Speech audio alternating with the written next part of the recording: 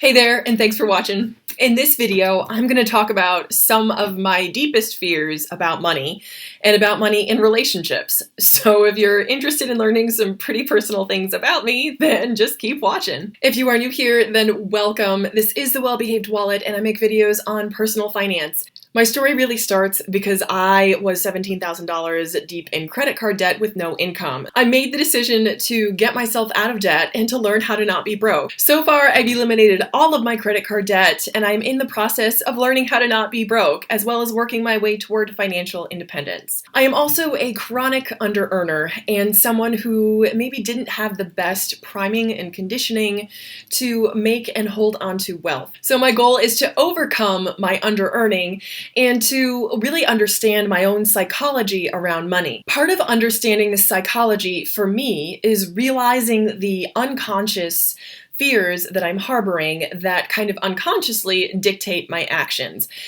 And what that entails for me is identifying those fears, speaking them out loud, and then replacing them with the actual truth. So it's always the case that fears are bigger in the dark, and they seem bigger and more scary when you're alone. So a lot of this for me, by realizing those fears and naming them out loud, and then by putting that out there, my goal is to address and deal with my own fears, but also to offer hope and maybe give a template for anyone else who may be dealing with similar fears. Something else that I heard was the saying to never worry alone. And I really love that, because as soon as you find someone that you can really confide in and who can share that worry with you, your worries suddenly don't seem as big. Sometimes they're still pretty big, but they don't seem as big as they do when you're alone and by yourself. So I'm prefacing that to say that I think it's so important that we confront our fears, realize them, and then address them and allow them to not have power over us. So we take away the power of our fears and give it back to our conscious, rational minds. Okay, so here are my fears surrounding money. And what I'll do is I'll share all of my fears. I'll share kind of my history around them, and then I'll share the truth that I've come to realize about that. Now, this is the rational truth that my thinking mind knows, but I hope you can relate. There's sometimes a difference and a disconnect between what your head knows and what your heart kind of gut, subconscious mind feels.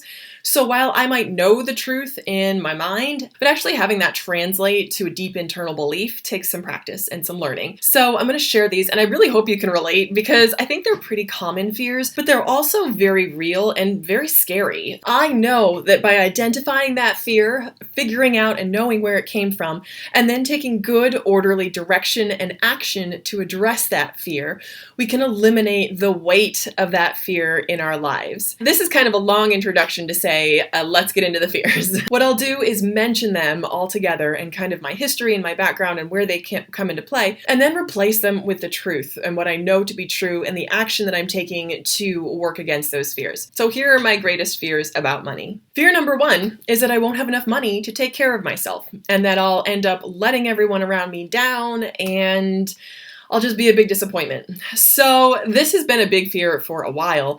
And I know that it ties in to the whole idea of performance and approval, but also of self-sufficiency and of independence and taking care of yourselves. So I know that independence and being self-sufficient it's really important. And there's an element of dignity in that as well.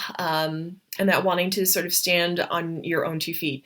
I remember as a kid, I would so I think my first, I would do jobs around the house, like odd jobs around the house. I didn't have a set allowance, but if I did something, I would sometimes be rewarded for that.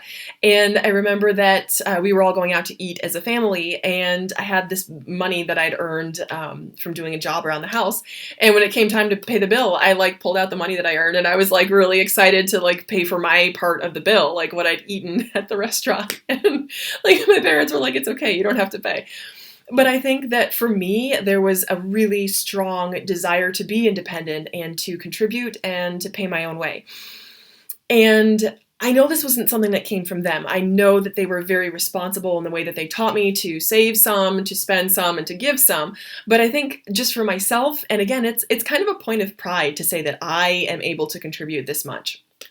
So I think for me, a large part of this fear is slightly irrational, but not really, because Again, coming from that under-earning background and living in a very high cost of living area, there is that element of comparison and not being able to keep up, which I think can kind of start to tie into that element of self-sufficiency. So that's the fear, is just not being able to take care of myself. But I think the truth to replace that with is that it probably takes less to care for myself than I really allow. And I think that sometimes I can be a little bit irrational in what it really means to take care of myself. Things like mental health, spiritual health, just overall health and fitness, which is not that expensive. I think these are the greatest elements of self-care that I can exercise, and they don't cost a lot of money. So I think for me, a big part of relieving the weight of that fear is to remind myself that I am taking care of myself, and then to take little actions every day to remind myself that I am taking care of myself by showing up, by being present, by exercising, by drinking water, by making good choices with my nutrition. These are all ways that I can care for myself and be present for myself in ways that are separate from money or how much I make. Fear number 2 is that I won't have enough money to care for people that I love. And this kind of comes out in 2 ways. There was a period of time in my life when my sister went through a fairly serious health issue, and money was a factor. And I remember, this was about maybe 10, 12 years ago, I remember thinking if only I had more money, then I could do X, Y, Z for her and she would get better. And while that's not all that irrational, it's not the only way. And I think for me, it was important to realize that. Now, I don't want to say that I don't want to make light of this fear, because this fear is huge, and this can also be a potential driver for some people to take action in their lives. But it's also something that can really be painful, especially if you have a family member that is facing significant medical costs and you can't do anything to allay those costs or to assist that family member. It's a feeling of powerlessness. And that's got to be one of the worst feelings in the world, to feel like if only you had this amount of money, you could make it better. But there's also a point of realization of that powerlessness when we all have to say, hey, I'm powerless against XYZ.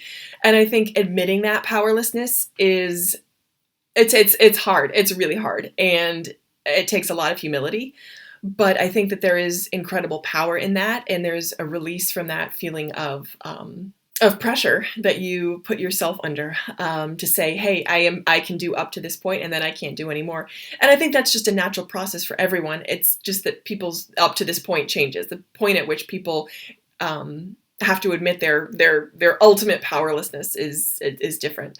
And ultimately, we're all powerless when it comes to other people. None of us have control over how many years we have on this earth. And the sooner we can accept kind of the lay of life, the easier that weight will fall. So, and I don't mean to say that that's not motivation to work. For me, that's a huge driver, to be able to care for my mom, but to be able to provide nice things for the people I love is a big motivator. But that's not the only motivator, and it shouldn't be a source of shame or disappointment, which it has been huge in the past for me. So the truth of that fear and replacing that fear is to say that I can work as hard as I can work, and then after that point I'm powerless, and that's against a whole host of other things, external factors in life. And I think the biggest point here is to accept your own powerlessness, but also to be able to take charge and to step forward when you can. So for me, to take the action that I know I can take, but not feeling like I have to take every action by myself. All right, and here is my third money fear. And I think this is actually the one that holds me back, especially in investing my money the most. So this fear is that I will actively make a mistake that will end up costing me thousands of dollars. So that I will do something wrong or overlook something that ends up costing me thousands of dollars down the road. And this I've seen in several places, because we've all made mistakes. I've made a ton of mistakes in not balancing my checkbook and not making sure that I have enough money in my account and I end up overdrafting. I mean, little things like that started to knock my confidence when it came to tackling on bigger projects, like maybe looking at my investments or things like that. And it's really caused me to have a feeling of fear, especially when it comes to larger amounts of money. So this is something that I kind of had to break down strategically and say, you know what, yes, actively making a decision that costs you a lot of money is going to happen. Like, it's just going to happen. People make mistakes. Like, they just do. You act on the information that you have, and sometimes either you make a wrong action or you make a mistake or you do something that maybe wasn't the wisest at the time. You do the best you can. But something I needed to remind myself of is that I have lost infinitely more money by ignoring things than I have by making active mistakes. And if I look at the tally of the money that I've lost making like active mistakes versus the money that I have lost by just ignoring things and sweeping them under the carpet, like, that's infinitely more. And reminding myself of that makes me a little bit less fearful of taking action. Because I think there's something psychologically about making a choice to make an action and then have that action either not being the best choice. For example, when it comes to selecting investments and you're like, oh yeah, I'll choose this one, and then the investment tanks, or the investment maybe doesn't go the way you had hoped. That's an active choice that like didn't pan out. That's why I really try to take on sort of a long-term approach where you're in it for the highs and the lows and you're not really timing the market. Separate issue. But I think that the act of making a decision makes that mistake that much more real, and the fear of that mistake that much more real.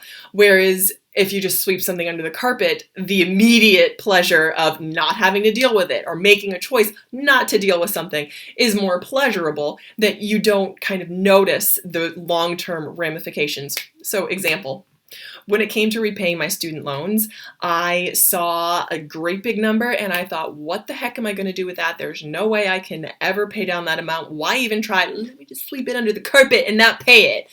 So I thought that I was doing all great because it took them a while to catch up with me. I was at a couple different addresses. I was out of the country for a little bit. And then I'm like, oh, this is great. I don't really have to deal with this. I will never have to deal with it. This feels great. Not the case. Because I actually, rather than ignoring it, making it go away, ignoring it made it that much worse. So I ended up having to pay not only the student loans, but the 5 years of accrued interest, because all of that interest was capitalized, that was accruing while I should have been paying my loans, and that was added right to the principal. So I couldn't even look at the number, but I do have that number. One day when I'm feeling brave, I might look at that number. I do know there were 4 figures in it, not 5, but there could have been 5. So just immediately, if we look at in the course of my life, the money that I have wasted by ignoring problems is so much greater than the money I have wasted by making an active decision that didn't pan out the way I had expected it. So knowing that in my rational brain and kind of reminding myself of that makes it a little bit easier to kind of take the actions that I know I need to take, and ignoring that fear and letting that fear go so I can take the actions I need to take and not be afraid of what might happen as a result of taking the action I think I should take at the time. So there you have it. Those are my top 3 fears about money. I hope you can relate to some of these fears. Let me know down in the comments below. I'd really appreciate hearing from you. Let me know I'm not alone, please. And I'd also really appreciate it if you could like this video. It's a huge help to the YouTube algorithm and a help to me as well. So thank you once more for watching, and I hope, as always, that you will keep watching. Bye!